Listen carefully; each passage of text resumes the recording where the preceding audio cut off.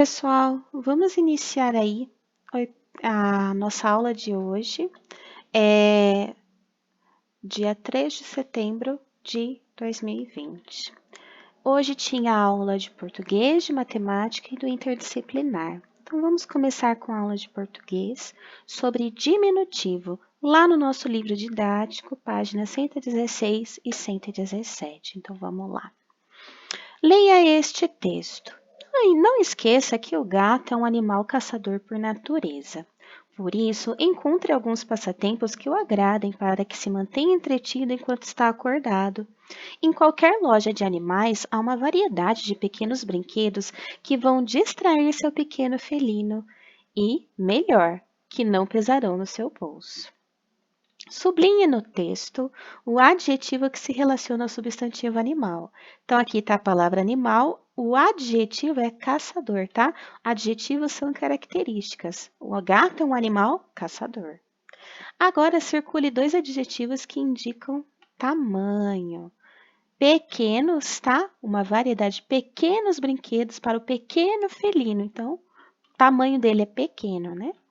Os adjetivos que você circulou se relacionam a quais substantivos? É o brinquedo, que é pequeno, e o felino, que é pequeno. Então, brinquedos e felino. Como você escreveria esses dois substantivos sem usar o adjetivo que indica tamanho? A gente usaria brinquedinhos e felininho, ou gatinho, né? Então, é o diminutivo, tá?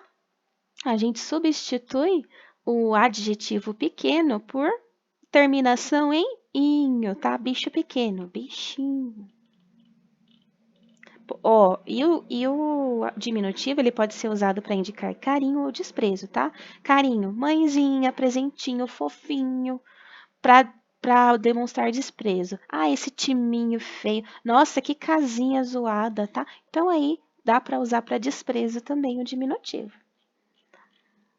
Identifique a forma do grau diminutivo dos substantivos. Use este código.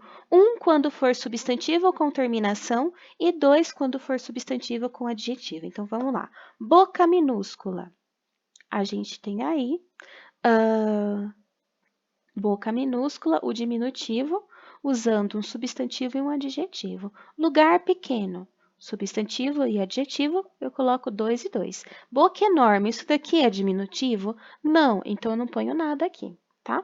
Grande lugar, não é diminutivo, então não ponho nada. Bocarra, boca grande, tá? Não é diminutivo, não ponho nada.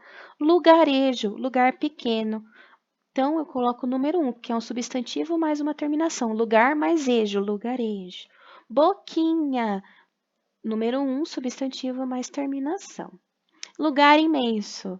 É grande, não é diminutivo, tá? Aumentativo, não coloco nada. E bocona, também é aumentativo, não coloco nada. Releia este quadrinho e copie a palavra usada no diminutivo. Um lindo gatinho. Então, gatinho está no diminutivo. O diminutivo foi usado para indicar carinho ou diminuição de tamanho? Carinho, né? Ai, um gatinho, né? Carinho. 4. Escreva substantivos no grau diminutivo usando uma destas terminações, inho, inha, zinhozinha. Então, vamos lá. Cadeira fica cadeirinha. Balde fica baldinho. Anel não é anelinho, não, é anelzinho. Então, precisa pôr o Z ali, né? Anelzinho, tá? Escreva o diminutivo destes substantivos nas duas formas, com adjetivo e com terminação. Então, vamos lá. Bola. Bola pequena, bola minúscula ou bolinha, tá? Placa, placa pequena ou plaquinha. Xícara, xícara pequena ou xicrinha ou xicarazinha, tá? Depende aí da forma como a gente fala. Eu acho mais bonitinho falar xicrinha, né? Xicarazinha é um uso culto, mas tem um uso popular xicrinha, tá? E aí tem um textinho aqui, esquina da poesia. Vamos ler o poeminha. Dorme quieto, meu reizinho. Os dragões com a boca enorme estão comendo os sapatos dos meninos que não dormem, tá? Então aí, um poeminha de Mário Quintana, tá? Então, se você não dormiu, o dragão vai comer seu sapato, tá? Muito bem. Vamos lá para a matemática. Matemática em textos, no nosso livro didático, páginas 56 e 57. Vamos lá.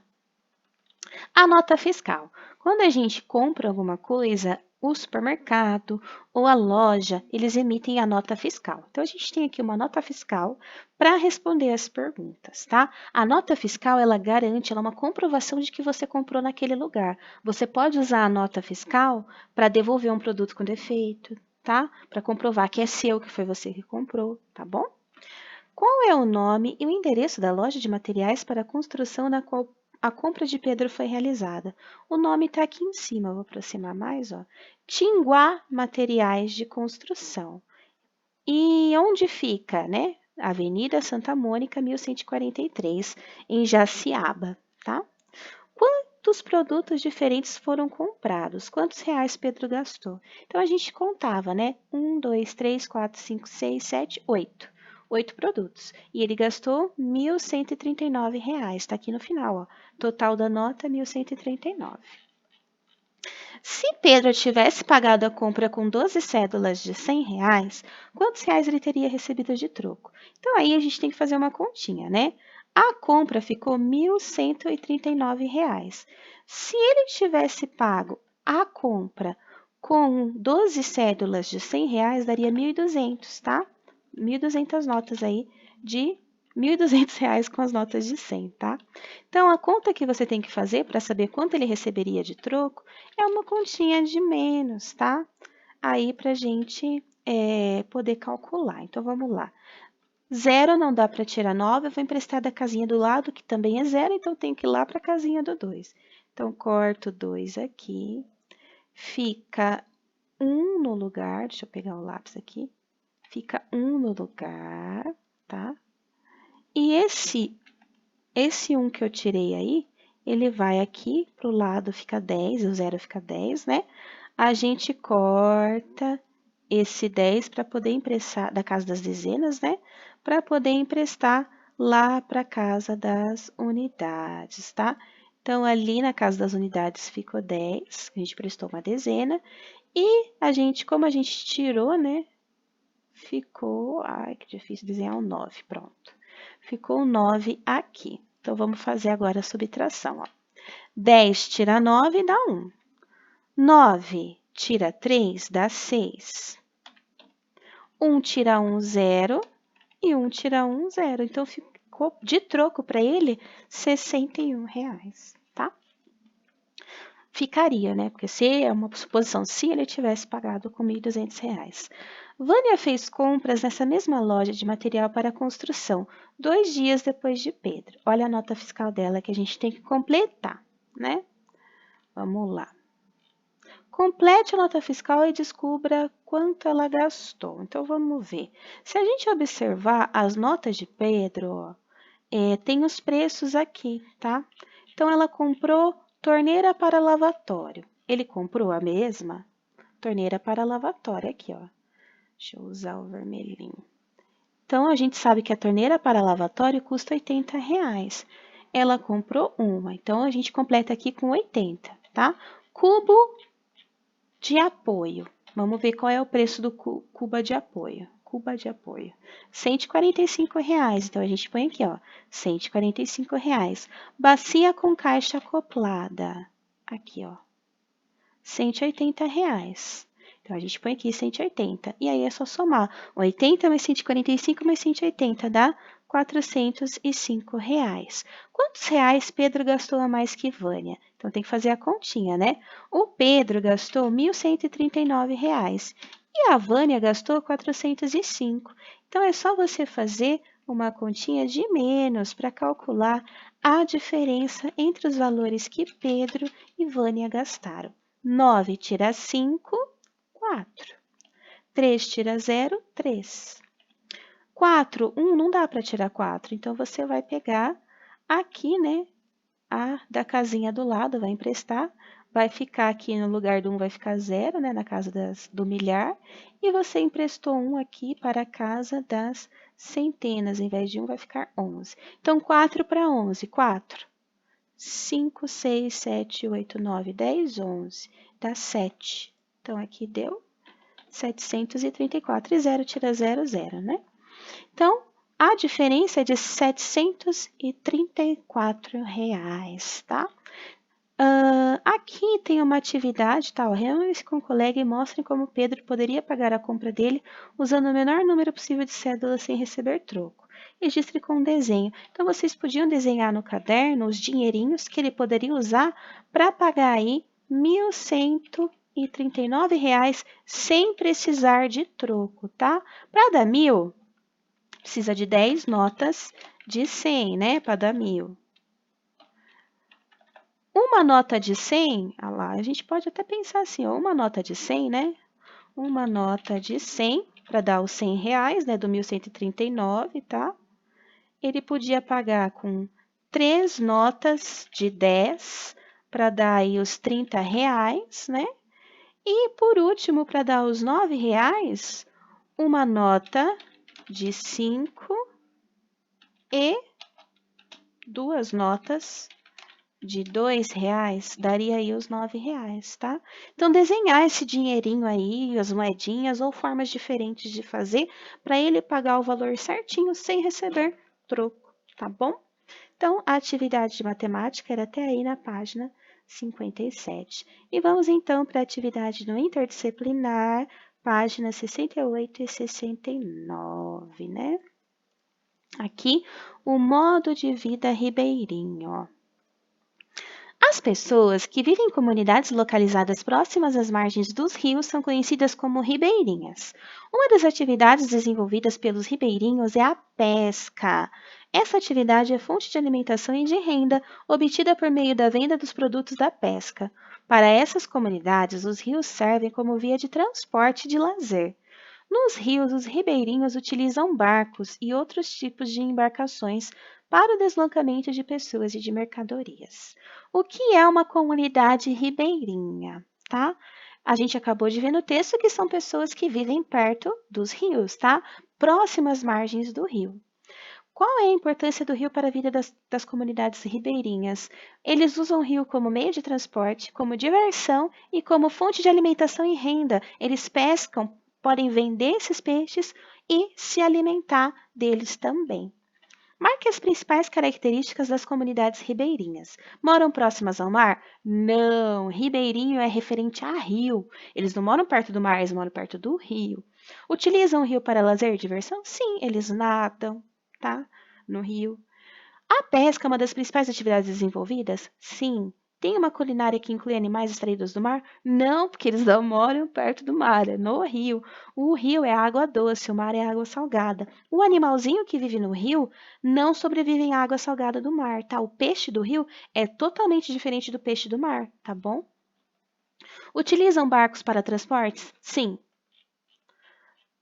Além da pesca, algumas comunidades ribeirinhas que vivem próximo ao rio Amazonas praticam outras atividades, como o plantio de milho e de mandioca e a extração de malva, uma planta comum nas margens dos rios. A malva possui uma fibra que é utilizada como matéria-prima para produzir tecidos e estofados. Então, eles conseguem extrair essa fibra da malva, né?